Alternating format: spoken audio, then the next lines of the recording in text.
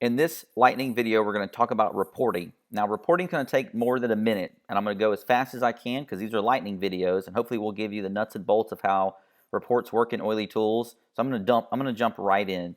To start with, you access reports from the More tab. You've got some canned reports already: Money Misser, new members, unprocessed ER, Executive Plus, new rankers, on hold. If you don't know what these reports actually give you, feel free to ask the question in the Facebook group or ask your upline. I'm not going to dive into what each of these reports give you. I'm going to give you an overview of how the reports actually work. So when you go into a report, I'm just going to use the custom report. When you go into the custom report, there's no filters that are applied to your report to start with. You just get a list basically of your downline. In order to make the report useful, you have to add filters. The way you add filters is by using the filter button in the top right.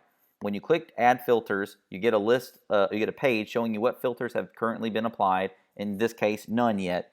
When I click plus, I choose a filter that I'd like to apply. I'm going to choose highest rank. When I go to the highest rank filter, I can choose different ranks that I'd like to add to this filter and save it. I go back to the filters page and it says, hey, you'd like to add a senior star executive gold highest rank filter to this report. And I can continue adding additional filters, like maybe I only want to look at my levels less than 5 or less than or equal to 5. So I'll put less than or equal to, value of 5. So now I'm saying, give me everyone in my team that has had a highest rank of senior star, executive, or gold, and they are in my level 5 or below. And if you look at the list of filters, there's, I think, 30 roughly filters that you can apply to your team to actually really dig in deep and find different,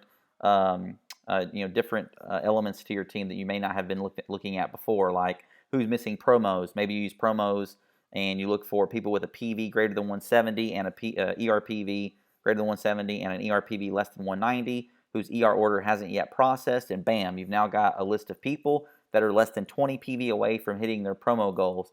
The reporting is extremely powerful, and what you need to do is get in and discover the reporting, play with it, and come up with new reports that you can use in your own team to help you tell the story of your team and to help you get more insight into the team. Once you run a report, I'm going to go back and just run this report. Once you run the report, you have a button in the top right, this little download button. This will actually export the results of the report. It'll send it to your email that's on file. It does have a limitation currently of 25,000 results, and that's just a limit we've imposed on the CSV exports, but that should take care of 90+% of the user base.